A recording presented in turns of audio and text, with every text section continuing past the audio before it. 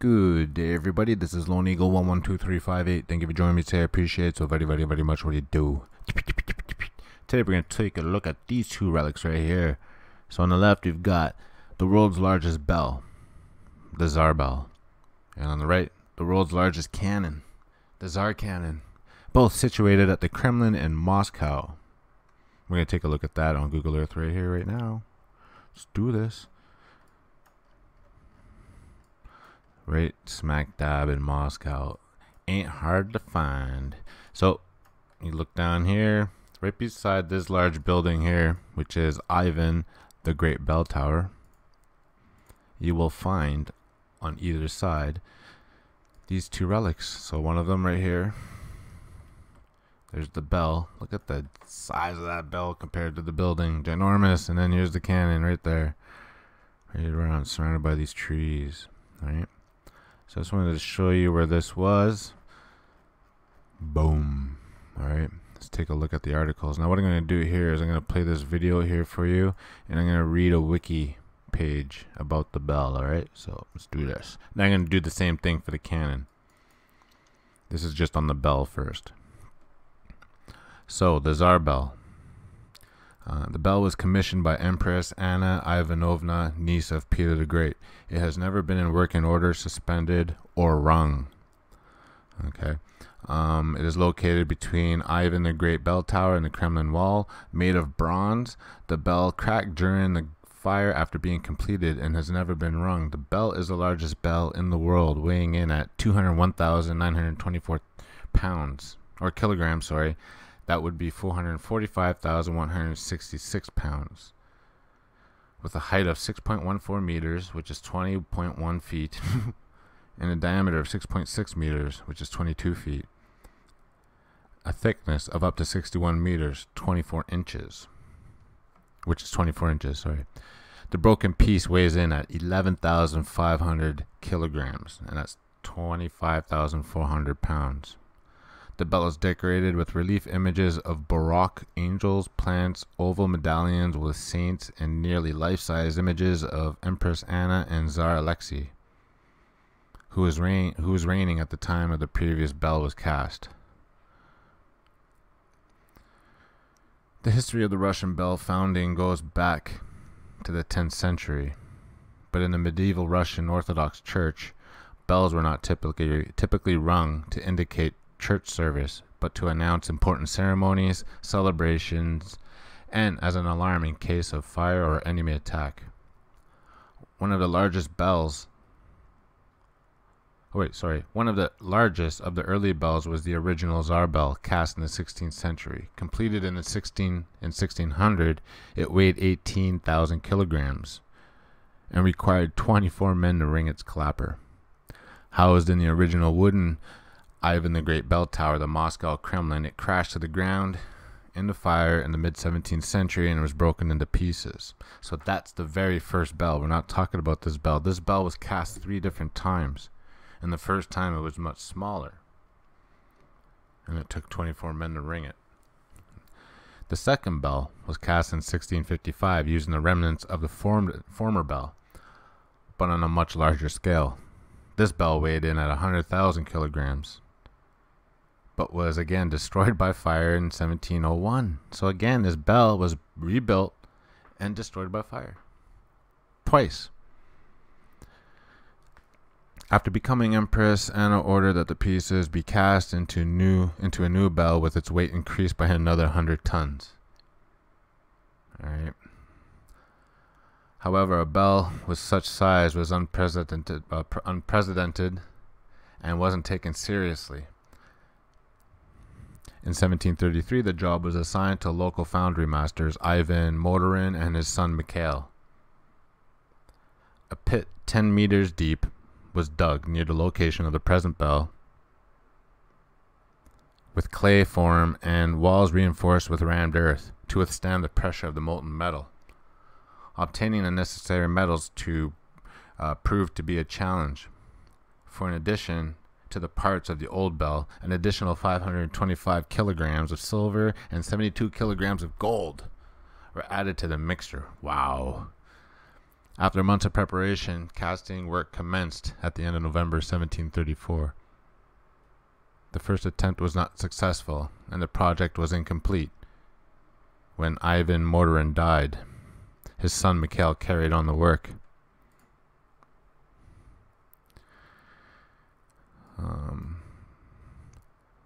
And the second attempt at casting succeeded in November 25th, 1735.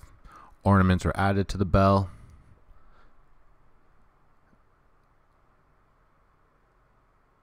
Wait, hold on. Ornaments were added as the bell... Sorry, I read that wrong. That's why I paused. Ornaments were added as the bell was cooling while raised above the casting pit through 1737. I would like to know how they raised that bell in 1737. 400,000 pounds. Alright. So, however, before the last ornamentation was completed, a major fire broke out at the Kremlin. So this is a third fire, guys. In May 1737. The fire spread to the temporary wooden structure for the bell, and fearing damage, guards threw cold water on it, causing 11 cracks, and that huge slab broke off. And that slab weighed close to, what would they say? What did they say? How much did that slab weigh? 11,500 kilograms. Wow. So if fire breaks out, what's housing this bell and holding it up is a wooden structure. So they throw cold water on the bell, and then the bell cracks.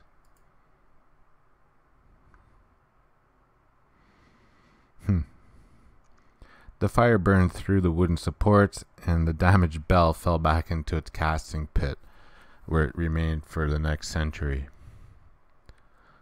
Unsuccessful attempts to raise it were made in 1792 and 1819. Napoleon Bonaparte, during his occupation of the Moscow in 1812, considered removing it as a trophy to France, but was unable to do so due to the size and weight. You think? Wow. It was successfully raised in 1836 by Auguste de Montferrand and placed on a stone pedestal. Wow. So that's the Wiki article. Not much to read. I'm looking at another site and everything's pretty much saying the same stuff. Ooh, they got pictures here. Check this out. Yeah, I'm all over the pictures. So this is a diagram of what it would look like. So I can't get it much larger. This is, hold on, let me see if I can zoom in. There we go. So I would like to see more of this. I couldn't find much on the wooden structure. I was actually going to pull up a Wiki image, but I don't have to anymore because this is here, and this is a much better image. But they're saying they dug out this huge pit. So this is 33 feet deep. This is 3 stories into the ground. Okay. And they cast and molded it in this pit, and then when it was done, they pulled it out of there. I don't know how. I'd like to see this. More diagrams. Oh, look, here's the other picture. This is the one I was going to show you. So now they show you the end result. I just don't get it. Again, I don't know anything about rope back in the 1700s, even 1600s.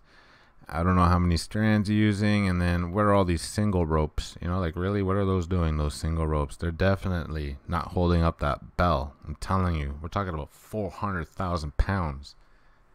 It's 500,000 pounds. Okay, who's holding this rope?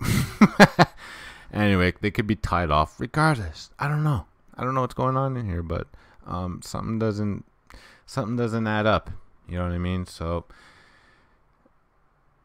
and there's the clapper.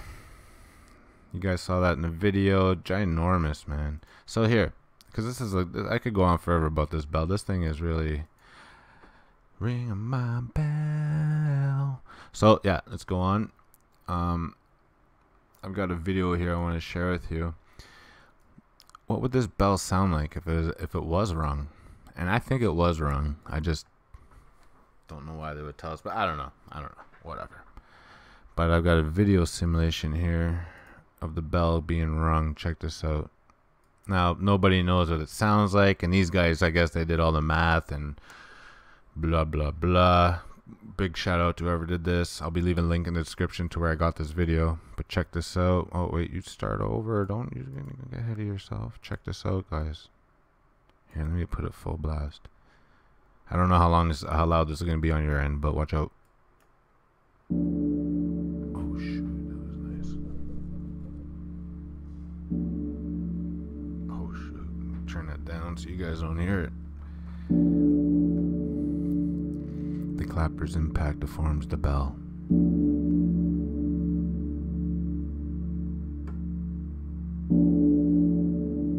The bell is elastic. Wow.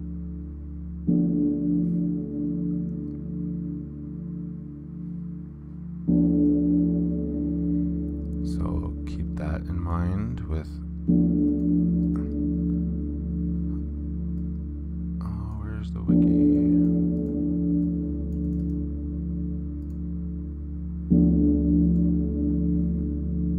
Could you imagine that?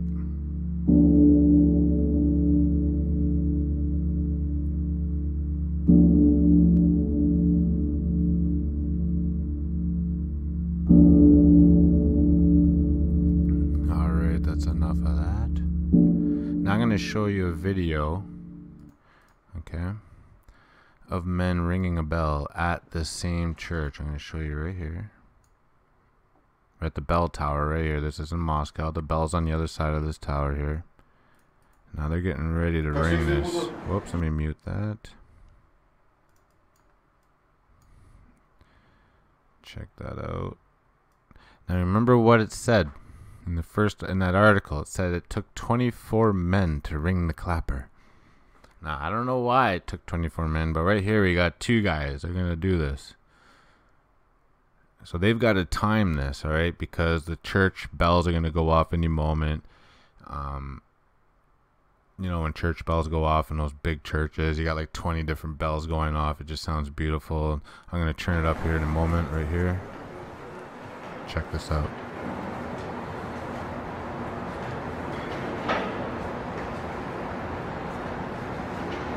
So you notice they gotta just keep it swinging because they gotta time the ring at the gong right at the right precise moment.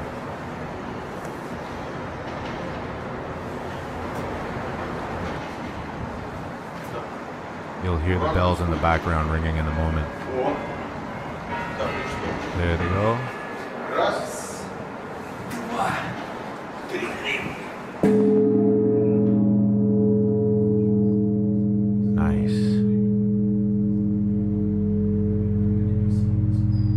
Wow, I can feel that. Alright, so I just wanted to show you that. And I remember the article said 24 men. But here it's 2. I don't know. I don't think the technology changed. So why did it take 24 men before? So you can imagine, all right, the size of this bell and the clapper that you saw inside. Just amazing stuff. Just wanted to share that with you guys. I've got some ideas about what's happening here, but let's jump on to the cannon now, all right? And then we'll finish up the video. So I got a video on the cannon we're going to watch. I'm going to read you this. There's not too much on the cannon. I couldn't find too much on the cannon, but who knows, right? So take a look at this, and I'm going to read you this article on Wiki. Now, the Tsar cannon is a large early modern period artillery piece on display on the grounds of the Moscow Kremlin. It is a monument to Russian artillery casting art cast in bronze in 1586. Again, the time on this is ridiculous. All right, by Russian master bronze caster Andrei Kokov. Mostly a symbolic impact, it was never used in war. However, the cannon bears traces of at least one firing. Okay, so there's a lot to be said about that right there. The cannon is located just past the Kremlin armory, facing towards the Kremlin Senate. The very low ratio of the length of the barrel to its caliber makes it technically not a cannon, but a stylized mortar. The Tsar cannon is made of bronze. It weighs in at 39.31 tons and has a length of 5.34 meters, which is 17.5 feet. Its bronze cast barrel has an internal diameter of 890 millimeters, an external diameter of 1,200 millimeters. The bell is decorated with 8 cast rectangular brackets for the use of transportation, which is mounted on a stylized cast iron gun carriage with 3 wheels. The barrel is decorated with relief images. La la la. Alright, so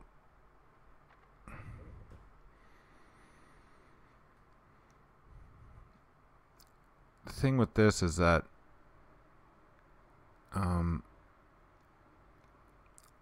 it's cast of bronze, and I don't know how strong bronze is, but can it withstand that type of... I mean, it's been fired once, they said, so it's just weird. I wouldn't think of using bronze as for cannon, but I don't know too much about metals, you know, but bronze doesn't come to mind. So it was cast in 1586. Let's see. All right, here, this is what I want to talk about. It is known to have been mounted on a special frame with fixed inclination angle in the Red Square near the place of skulls in order to protect the eastern approaches to the Kremlin, indicating that it originally did have a practical application. So they built this thing. They're like, oh, we're not going to use it for war, but then they set it up ready for war. Like they said, they pointed it right at the entrance of the Kremlin, expecting the invaders to come in. So either A, they were bluffing, you know, being like, wow, I hope they really think this thing is working, or it worked. It was used to be, it was fired at least once, and the cannon looks to be still in shape. So it withstood that one firing, so who's to say it wasn't fired more than once? Now you see those cannonballs here. Let me pause it. Let me try, let's see if it zooms up a bit more. Come on, there we go, that's what I wanted. These cannonballs do not go in there. Okay, these cannonballs are just put on display to add to, you know, the cannon, to make it look awesome. They don't fit in there. They're not the original cannonballs, okay, but the original cannonballs are not that much smaller than what you see here. So who's loading this thing? So if it was fired once, I could see them having great difficulty but figuring a way to load it once. But if it was made for war, and if it was used more than once, how did they load it repeatedly? Let's pretend that it was fired more than once in war. How did they reload it over and over? That's if it was. Okay, that's a big what if. Alright, let me carry on. Let me play the video. Oh, here we go again with Napoleon. It was not used during the French invasion sorry, let me reread that. It was not used during the French invasion of Russia. So let me get this straight. They fixed it on an inclination angle in the Red Square near the place of skulls in order to protect the eastern approaches to the Kremlin back in the day. But however, in 1706, when the French invaded, they said, nah, let's not do this. I have an idea why that is, because there might be 2 different eras. You know, maybe this thing that we're all looking into, the reset of Earth, happened, and now you have a different type of people in possession of the cannon having no idea how to use it. Anyway, that just came to mind. It was not used during the French invasion of Russia, although Napoleon Bonaparte considered removing it to France as a war trophy. And he did that. He tried to do that with the cannon, or the bell, I mean. You know what I mean? They said that in the wiki with the bell. I mean, I think he would have a much easier time with the cannon. It's on wheels. I'm sure they could pull that, but that thing's ginormous. Get that to France back in the day. I mean, why not? If you're hoisting a bell out of a pit and getting ready to ring it, you know, why not? All right, let's go on. Not much else to add to this.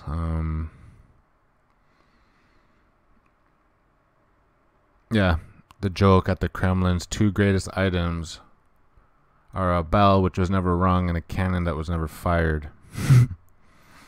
Yeah, that's the thing. So both, we're the largest of our kind, but we've never been used.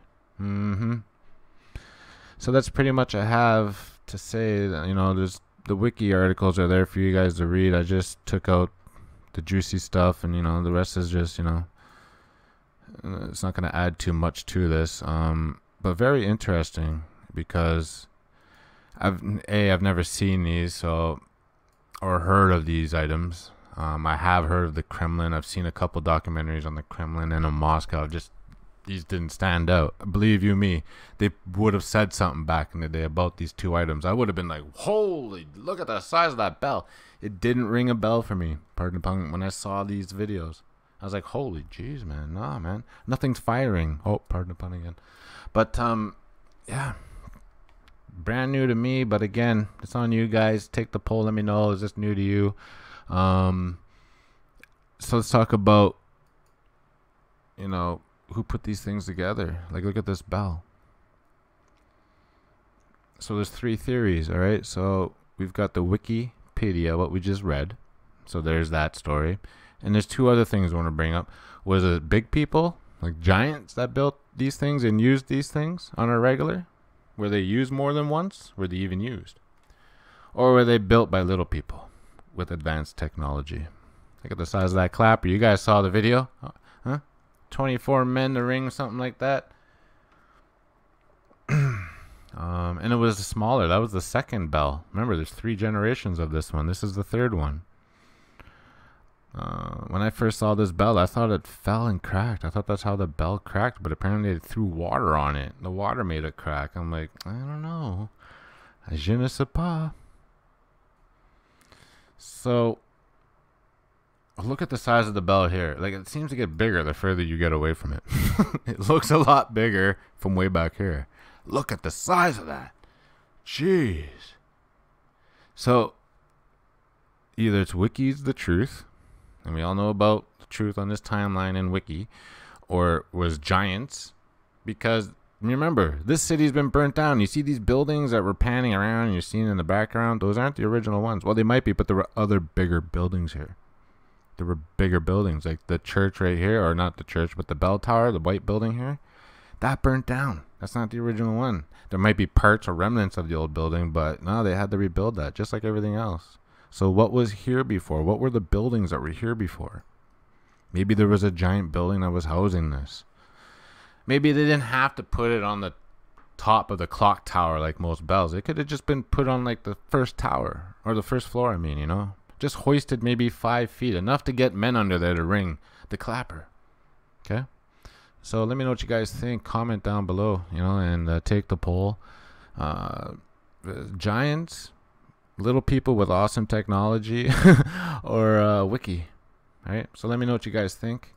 Thank you very much for tuning in. I don't know what to think about this stuff yet because it falls under mud flood and earth reset, and all this stuff is new to us, or new to me anyway. I know it's new to a lot of you too, but yeah, let me know what you think. All right, I had a lot of fun making this video, and like I said, got a lot of more videos coming out, so stay tuned for that, and live streams for every week, so don't miss out on those. All right, happy holidays, guys, and I'll catch you on the next shift. Lone Eagle 1 1 2 3 5 8.